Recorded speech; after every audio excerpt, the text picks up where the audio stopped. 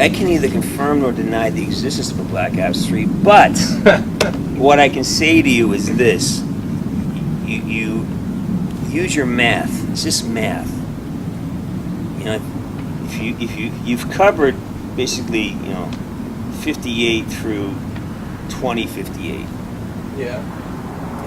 What's left? Okay. How old is Woods? If you put the math together, there's a lot of.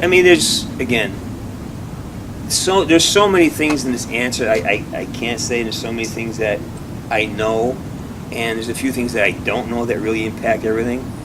But what I can say is that it would be great to have Woods come back. I would enjoy that.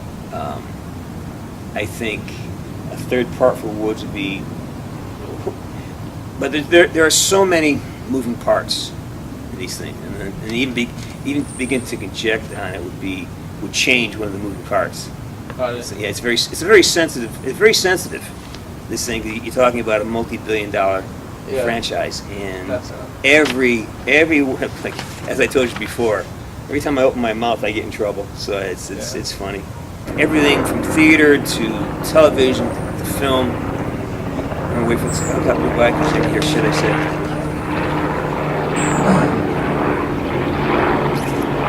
It's Activision. Yeah. Make sure I'm not giving the house secrets away. I love the Sarge, and he's been good to me, and we've had a lot of fun. But that's not. In fact, it's almost like I'm trying to not let that define my career, because it's very limiting if I do. But again, it's a great feather in your head. I'm Woods. It carries some weight. Want to go to camera with this? Oh yeah, if you want. Hi, I'm James C. Burns. I play Sergeant Frank Woods in Call of Duty Black Ops 1 and 2. Okay. So, maybe 3. Maybe 3, maybe. Kobe, it's unfortunate for Kobe because Kobe is so consistently great that your standards for him are ridiculous. Like if he's not dropping 30 points a game, he had a bad night. You realize the standards you set for this guy? And unfortunately, I can't separate personally like life from basketball. I think there's. I'm a big Michael Jordan fan. For me, Jordan and Bird and Magic, but that's my generation. I think there are less of this kind of self-grandizing game. The game's all like that. Even football, it's all about drawing attention to yourself. And I like the more humble players. I get in trouble all the time. Yeah. I fucked up back in the fall, and I let something slip out. And fucking Activision, literally 6:30 in the morning, my phone started ringing. Wow. What are you doing? What are you gonna say? You can't say this. You can't say it. They just really climb. They have to do this protecting. I know some really deep shit. I just realized how deep it goes, and they call me up and say, "Oh, you're right. Sorry. All right. Yeah, I can't say that. Yeah, okay." That's funny. Talking points. But I toss out legitimate crumbs to people. But I can't. I got to force you to figure it out for yourselves. Got it. If that's conversation, you should have caught a camera. Yeah, I think it was actually. The camera's rolling. Originally, his name was Frank Barnes. Yeah. Originally, and over a course of time, we just really created this Woods character out of nothing. We just became elements of my personality. Adam Rosas, who was the project development guy, and the writers, and we just had a ball. We had so much fun. I was playing Army, and just it's pretty lighthearted, and it's like I don't take this stuff too seriously, so it's always fun. Yeah. And it just rolled into a point where they just like, wow, that's Woods. Let's keep him. Got it. What is your favorite line from Sergeant Frank Woods? Oh, I got to pick a day, man. Oh yeah. Yeah, I end up using some of this stuff in life, Is it brag out? God, no. It's like it's more content like,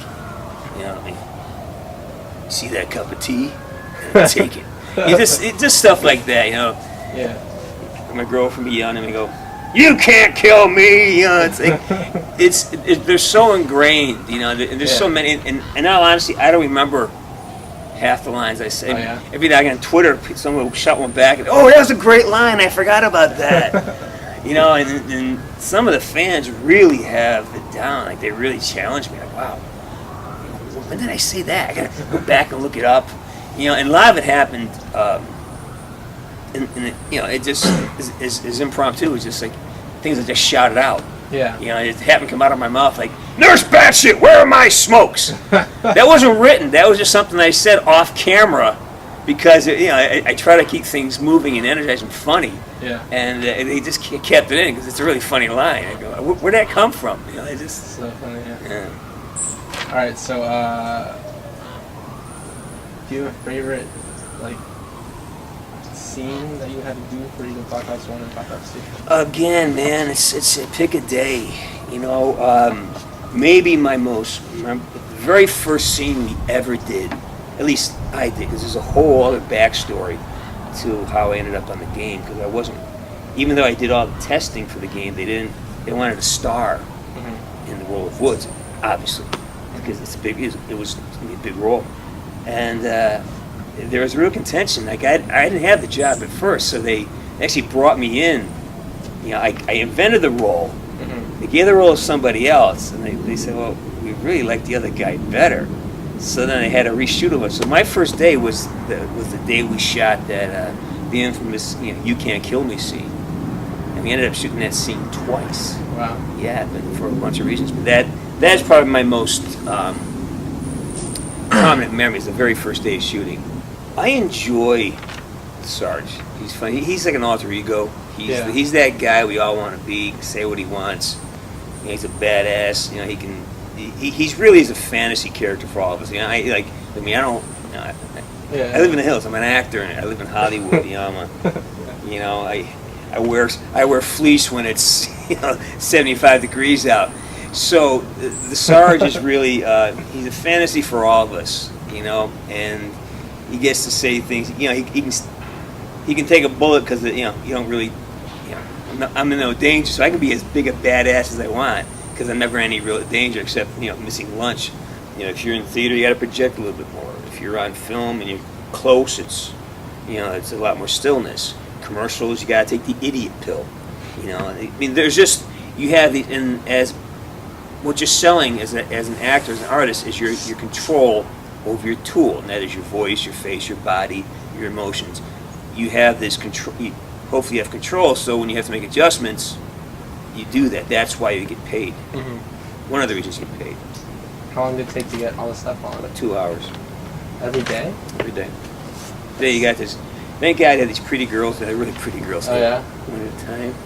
And thank God they all have the courtesy to make sure they have mints in their mouth, because it's like you're in real close, and if somebody's eating onions and garlic, it's gonna be a long morning. So they're really classy. Again, it's the whole thing was pretty great. 2 hours every single day. Give or take, yeah, because you got to go in there, you got to get your suit on. That's like, again, I have a video on the YouTube channel showing any laps. Yeah. And basically, it takes 40 minutes to get the suit rigged up, and it takes another 45 minutes to kind of get the face, get all the dots lined up, and they have to do your range of motion so the computer knows what you're, so what I wanted to be. It's a hard question because that has morphed over time. Hockey player. Always wanted to be a hockey player. Yeah, I played a little bit of hockey for money. I played in Europe. In Europe. I played a couple games with the farm team with the Whalers. Played in minor leagues, played some college, played some juniors. Too bad they don't exist anymore. Yeah, well, they're in Carolina now. But the Binghamton team is still there. Oh yeah. And basically, it was I just wasn't good enough. I was okay. And that's kind of then I coached for about 20 years. I had a little stint doing music, had a band, had a couple records. Actually released something. It was terrible. It was awful. And then I think I was like maybe 10, 12 years ago. I just really got sick of coaching. I didn't enjoy it anymore. I didn't care. I just stopped caring. Go ahead, I don't care. You don't want to do it?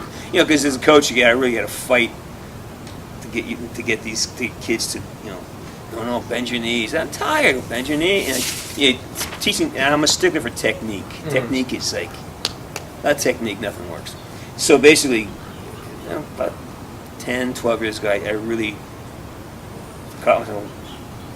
Now what? And then I had made some commercials when I was younger. I was at camp with the Devils, and I booked by accident, I booked a Wheaties commercial. Wow. As a hockey player. Wow. It's actually been on YouTube too.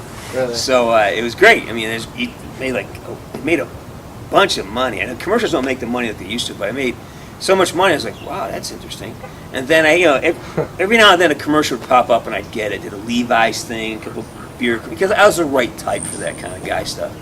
And so I said, well, I'm well over 35. I'm closing in on 40. And I said, well, what am I going to do? I got to think about, okay, go back to school, be a lawyer, be a doctor. Like, oh, that's so much school, I don't want to do it. And the only thing I'd ever done other than be a hockey coach was I'd done a little bit of acting. Mm-hmm. I said, well, I looked into it. It kind of suited my personality, and it really seemed like it wasn't that much work. Ha! And that's how it started, man. Then I said, okay, I'm going to do that. And believe me, I have been blasted more than once by activists saying, man, what are you doing? You can't. I was going to have a round table conversation. They called and said, okay, Jim, what are you going to talk about exactly? You can't say this, you can't say that, don't do this. I mean, I wrote all of that Woods dialogue in Black Ops 2. You wrote it? All of it. Every fucking line, Woods heads, I wrote it. Oh man, Woods. It's great to be connected to something that's wildly successful. We don't see the financial end of all that. There's no participation in those numbers for us. Okay. We're basically hired on a day-to-day, on one-day contracts. Now again, unless you're a big star, unless you're a really big star, like you're next. Your payday is not even close to being commensurate with the outcome of the game. Yeah. And there's a lot of reasons for that. But it's great. It's great to be attached to a wildly successful franchise. It's also frustrating to know that it's a wildly successful franchise, and there's you get a fight. Like I just did some work for another successful game, and I just got an email, a letter in the mail saying that they're going to take some of the footage and use it as a trailer coming out, and you've been reduced from a principal to an extra, so you're not going to get paid for it. So it's like, wait a minute, you give me a contract. That's the business, man. I'm a volunteer. I know that. And they're just producers trying to save money and make things happen. And they have a bottom line to answer to. They got investors. They have payroll. They have So it's you got to know the waters in which you swim, where the sharks live, and if they take a bite out of you sometime, they take a bite out of you. So let's do it.